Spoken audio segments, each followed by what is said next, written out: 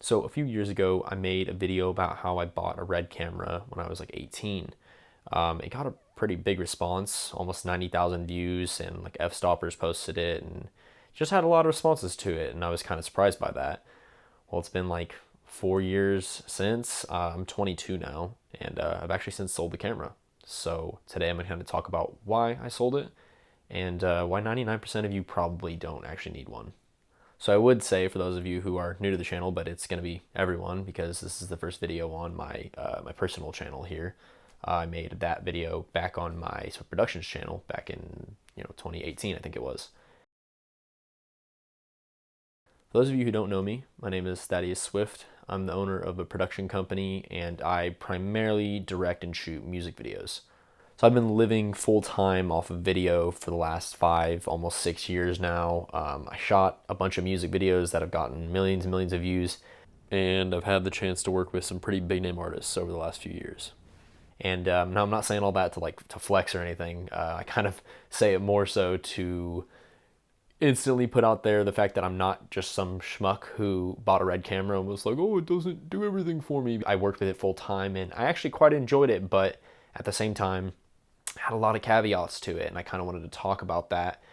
I've had this conversation with so many different filmmakers and so many different people that I just decided to make a video about it because I feel like it's something that young filmmakers specifically need to hear, and just people who are new into this space, they need to hear this because not only did I throw a ton of money into this camera, but so many other people are doing the same thing or putting all their time into focusing on new gear, or like stressing about the fact that they don't have these high-end cameras and stuff. And that's why I'm making this, because I wish someone would have like explained this to me beforehand. But that's how you learn. That's how I learn. That's for sure. I'm making this video as a way to say, don't do what I did. Like, I'm trying to save you money, time, and stress. Money, time, stress from all the stupid things that I did over the last few years. And hopefully you can learn something from this video. We'll start off positive, and I'll talk about the things I did like about owning it, and then we'll get over to the things that I didn't like.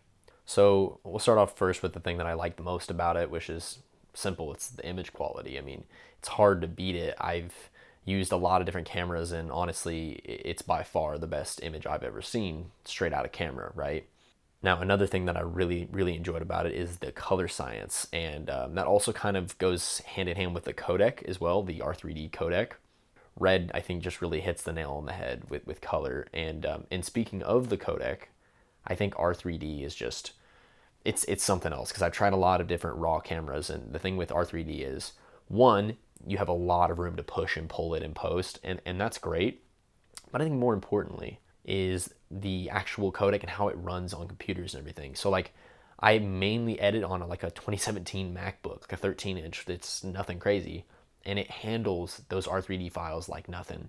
Like, it's just so impressive. To be honest, the crazy thing is it actually handles R3D footage easier than it handles like high-end 4K Sony footage, which that just doesn't make sense to me because it's raw. So that's super impressive. Just the actual raw workflow. R3D is hands down the best like codec for a raw image out of any camera I've ever used. And then the last thing I would say is like one of my favorite parts about it is the brand name of Red, because the Red is, I a lot of times I tell people it's like the Ferrari of cameras, if you will. Like, people see it and they're like, oh wow, that's a Red. And like it definitely, like, clients kind of take you a little bit more seriously, and it's just one of those things that there's a status that comes with that name. And honestly, it's hard to beat that with any other camera, maybe besides like again, Ari. But so we're gonna talk about the things I dislike, and I'm gonna be honest, this list is kind of long because, well, there's a reason why I sold the camera, quite frankly. I would also like to preface the fact that yes, I know this camera is made for big productions. It's made for Hollywood movies. Like, that's what it's actually for. So a lot of these complaints, you might be like, oh, well, that's not a thing on bigger movies. Well, yeah, I know, and that's the whole point. It's like, it's not something that I actually needed to own, and again, most people don't fall into that category either. So that's kind of the point of this video. So first thing is actually the same as the last one. It is the brand name. Now, you might be wondering, how is that a pro and a con? Well, I'll explain. So the thing about having a Red camera is it's great, it might help you get clients and all that, yada yada, but here's the thing. when you own one, it does something a little weird. I don't know how to explain it exactly, but it almost devalues you as a creator because people will literally hire you just for your gear, which sounds like a great thing. But I will tell you, if people are hiring you just for your gear, they're not going to respect your work. They're not going to respect you. They're not going to respect like what you want. It's literally just like, oh, there's a person who owns like this camera. Like it's not the kind of clients that you want. That's one thing I learned for sure. Now, with that being said, people, clients and just people in general kind of assume that the camera does a lot more than it actually does, and that it's not, just like a box with a lens on it. But, that's just what the average person will think, right? Second thing here is the size and weight. This thing is big, it's heavy, it's clunky, big, heavy, clunky. Like, everybody kind of knows that. It's not that like, oh, it was awful and too heavy to use, but like, when you're talking about big weight, you're also talking about like big setups for gimbals and for Steadicams, and I mean, even just you need bigger support gear to handle the camera, and it's just going to add a lot of complications right off the bat. So the next thing is the usability, and that's kind of like it's kind of a broad thing, but like overall, it's just not like an easy camera to operate by any means. I mean, for one, like it's all touch operated, right? On the little touchscreen it has. The touchscreen is awful. Like it's a $1,500 touchscreen and it's awful. Like you touch a phone and it's like pretty responsive. It's not responsive at all. Your menus are a mess. It takes like 30 seconds to turn on, and it's not a fun, easy experience to shoot with it by any means. And I've ran into so many problems with that. So next one here, this is going to sound a little stupid because again, it's a cinema camera, but it's just the lack of autofocus. And I know you're like, why do you need autofocus on productions?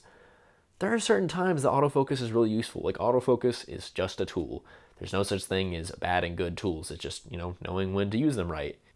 Sometimes you don't have an AC who can pull focus for you, and that will limit you to what you can do. You're kind of stuck in one place if you want to have any type of depth of field whatsoever. And that can be really limiting because some of the shoots I would have would be small run and gun kind of shoots, and we didn't have extra people, or it just didn't even make sense to use on that.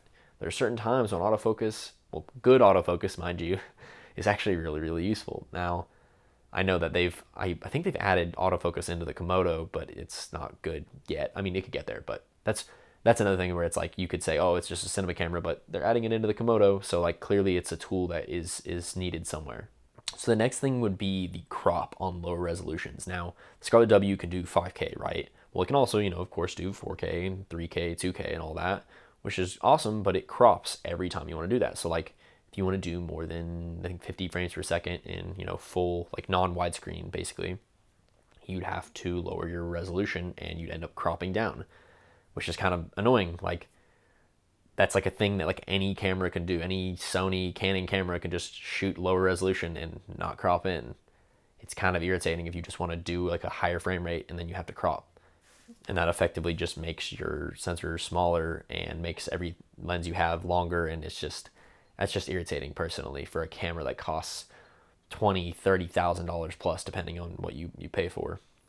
Next thing I want to talk about is the overpriced storage. Like, I don't know how many people have like looked into this and like the price differences between like SSDs or like SD cards versus their mini mags that they have, their memory cards. It's actually ridiculous. I think so. I had my first card I got was a 240 gig, and I think it cost like $1,200, $1,500 ish. I'll check the exact price, but it was over $1,000 for a 240 gig mini mag, right? Here's the thing. Somebody, I don't know if the video I think it got some popularity to it, but somebody took apart the mini mags, and it's literally a normal SSD with a case on it, like with a little shell on it. So their proprietary memory is literally it's just an SSD with a shell on it. So they're overcharging for memory like no other. Like you can go buy an SSD, I think for like half the cost or whatever. I'll put the exact numbers on screen, but it's ridiculous. Like I understand, they want to make their money and stuff, but like there's gotta be a limit to that. Like buying a memory card should not cost as much as a whole new lens or a camera. Like that's ridiculous. So the next thing would be how it just eats through batteries. And now it's a big camera. Any big camera is going to eat through batteries like that, but you're looking at these big V-mount batteries. So like I have the Hypercore Slims. They're like 98 watt. they're not very big. I mean, they are slims for a reason, but it would eat through those in like an hour, hour and a half. Nice. But it would eat through those in like an hour, hour and a half. It was pretty brutal, and they're not cheap. Like when I bought them, they were like $300-$400 a piece. Which and again, a lot of this is just sounds like me complaining and like, you know, gotta pay to play. I get that, but I'm just saying like for what it is, and again, talking about the usability of this is like you need 5, 6, maybe more batteries to get yourself through a day, and you know that's gonna get expensive quick. And also they're huge, like they take a long time to charge. It just eats batteries, man. So another thing that I didn't really consider when I bought the camera, because well, I didn't live there, but I eventually ended up moving to LA, and I quickly found out that they're really, really cheap to rent there. Like they were cheap before, but like by the time I sold my camera, I mean, you were talking $200 for a whole kit, lenses, everything.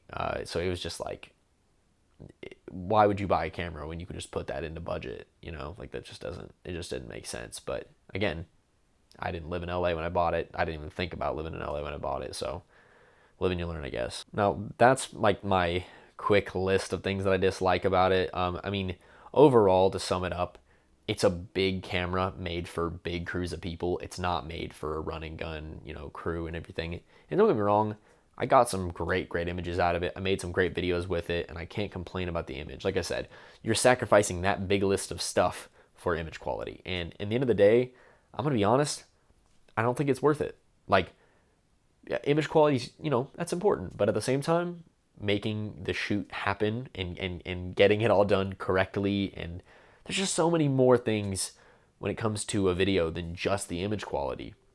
And most of the time, it's such a small difference. And you know, I'll talk more about that in a bit. But yeah, it's not that big of a deal, to be honest. So now I'm gonna go over why I think that you really don't need a Red camera, and I'm talking to 99% of people here. You don't need to own a Red camera, I promise you. And here's the reason why. So, quick story here. I went to Europe with Quadeca to shoot a couple music videos for his new album, and I didn't want to take the Red with me. I was like, man, this thing is heavy, it's clunky, it's big, it's heavy, clunky, it's annoying to use. This is just gonna be a bad time, and we're going to a whole different country. I was like, yeah, I need something smaller. So I ended up renting a Blackmagic Pocket Cinema camera, the newer one, and I got that, and then I used my 18-35 and then my 50-100, and that pretty much covered everything. I think I rented an 11-20 as well, just to have something wider. But anyway, point being, that's all I took with me, right? Small setup, a couple of the little V-mount, the small V-mounts, and that's all I took with me. Right off the bat, I was impressed. I was extremely impressed, actually, because what I found was not only was the camera so much easier to use than the Red, like worlds easier to use than the Red. It's smaller, it's lighter, and the menus are easy, and it was great. But not only all that, the image is like 95% as good as the Red. I honestly, I believe that, like 95%, if not more. Now, it also shoots internal RAW, meaning you could adjust that image as far as color and stuff goes to match the Red anyway. Like, it's a no-brainer, man. Like, and the camera costs like a fraction of the price. Like, I'm talking, it's like $1,000 for just the body, maybe 2-3 for a whole setup, versus $25,000. When I bought the Red, I literally spent like $30,000 that month when I bought it. Now there was some extra, like some lenses and some little stuff, but like the camera itself was over $25,000, just the whole setup, just to get it going. And I ended up, throughout time buying more for it. So like $25,000 versus 2 or 3 for almost same level of image quality, and it's easier to use. Like, it didn't compute with me. I was like, what? And then the B-RAW codec, it was really good. Don't get me wrong. But it is an R3D. So like, again, same thing. Red takes the cake there, but like the B-RAW codec, it's good, and it's also kind of new. Like, it has some room to grow and everything, and I'm sure it'll get better over time. Basically, everything I disliked about the Red that was on that list was basically fixed by that Blackmagic. Like, it did all those things. It was small, light, it's super easy to use, great image, and the batteries, well, the batteries that go in the camera, those are awful, but like if you power the V-mount, it lasts forever. And then the storage is super cheap. Like, you can actually get the Samsung T5s and just plug them straight into that. So I was already kind of thinking about selling it, but after I went on that trip, I was like, oh, okay, like clearly I don't need this camera to create a good image. So I'm going to finish up here with why you really don't need a Red camera, or any cinema camera for that matter, any camera over $10,000 plus. This is really why you don't need one. And the first thing being lighting. You need to learn lighting. Like if you're looking at a Red camera and you don't know how to light well, you're wasting your time and you're wasting your money. Lighting is what actually makes a scene look good. And like, yes, there's way more that goes into it. There's your composition and your camera movement and yada yada, all that. But the lighting is what actually makes things look good. If you have good lighting, even a phone will look good. I promise you, if you're not happy with your image, it's just because you don't know how to light. That's just the truth. Now, that sounds harsh, but that same thing happened to me. I bought the camera expecting it to make things look like Hollywood movies, and then was like, wait, I'm missing something here. It's lighting. Learn how to light. Learn how to light, seriously. Now, my next point here is that most content is put onto YouTube. Like, even the content I do professionally, it gets posted on YouTube. That's where it goes.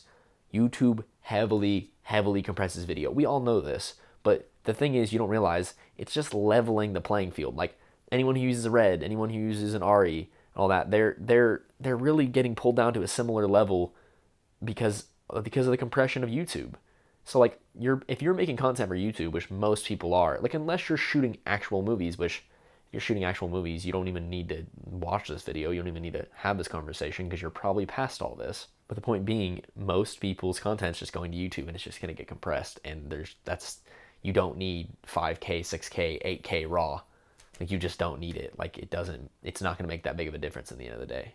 Another thing is that cameras, like most technology, and honestly most things in general, have a very big point of diminishing return. Like there's a little graph, I'll probably throw it up on the screen, but the point of diminishing return being that the value that you're getting is going to essentially start to taper off as you start spending more money.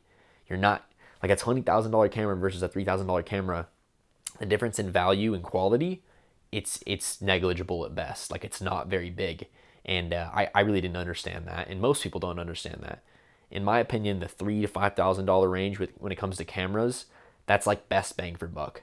Anything after that, you're throwing money out the window. I don't think it's necessary, to be honest. So another one that's really big, and I definitely didn't get this, is that you probably don't have the clientele or like the level of work to even justify buying a camera like that. And a lot of people have this idea that, oh, I go buy a Red camera, now I'll get clients that want to hire me with a Red camera. But the point being is that if you don't have a client that's already asking you and that's already requiring a camera of that level, you don't need one. Like if you were renting one so consistently that it was just irritating how much you have to rent this camera, then it would make total sense to buy one. But you probably don't have that issue. Most people don't. Buying that kind of camera is not going to get you the work. That's like putting the chicken before the egg. And to wrap it all up, the camera is just not going to do the work for you. Like you really need to learn the tools that you already have for it to make any sense to move up and upgrade to a nicer camera. And a lot of people said the same thing to me. Like if you watched that video and you were one of those people who was just like, why did this kid waste his money on this camera? You were right. Good for you. I was wrong. That, like just being honest, like the people who said those things were right. Like straight up didn't need a camera like that, and I just didn't understand it. The thing is that if you think that you need a cinema camera to like up your game, like you're just convinced that, man, if only I had the Red, I'd be able to do this or that. Like if you think that's gonna up your game, you probably don't know what you're doing. Just straight up, that is not gonna make near as big of a difference as you think it will. You got to learn how to use your tools that you have. You got to learn how to light. And again, the lens is going to do more than the camera is. Honestly, if you have the right lenses, that's a whole other topic for another video. But if you're going to invest in gear, invest in lights, invest in lenses. Not only are they way better investments like long term, but also they actually will make a way bigger difference in your image. Like lighting is so much more universal. Cameras depreciate so fast. A new camera comes out every year. Don't waste your money on a huge expensive cinema camera.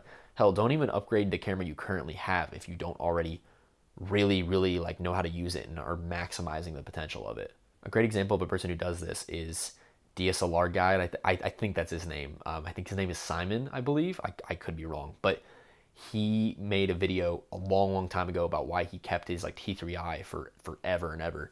I'll link that, but that's a video that kind of explains the same points that I'm going through right now.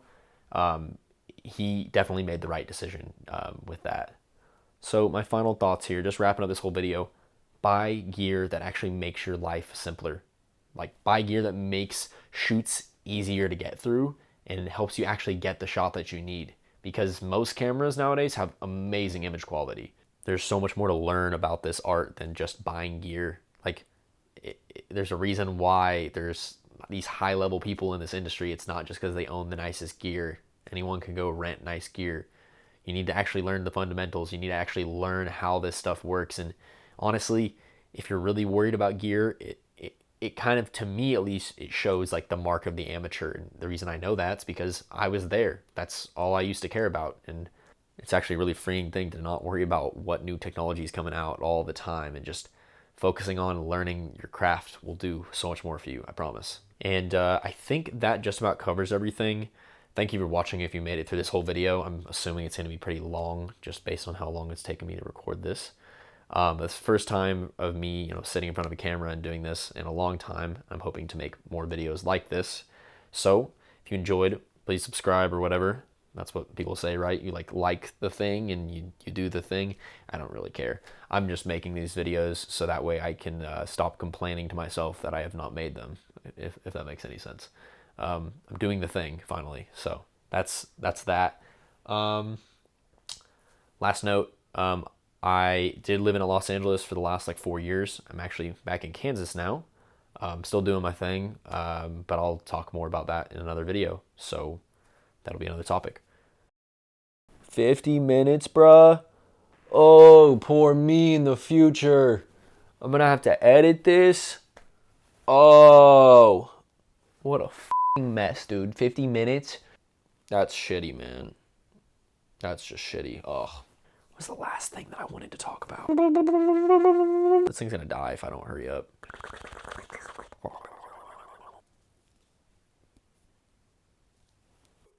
Oh, almost died. I hope the audio is good because I just sent it. Didn't even do a test. I just sent it. Let's see this autofocus real quick.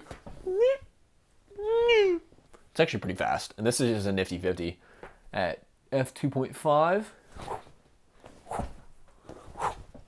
That's actually not bad. There we go. Boom, it died. What if I just lost everything? I'm just going to do the thing where I just cut the video as I'm talking. It's just going to end instantly. There's no outro, no nothing. It's just going to end.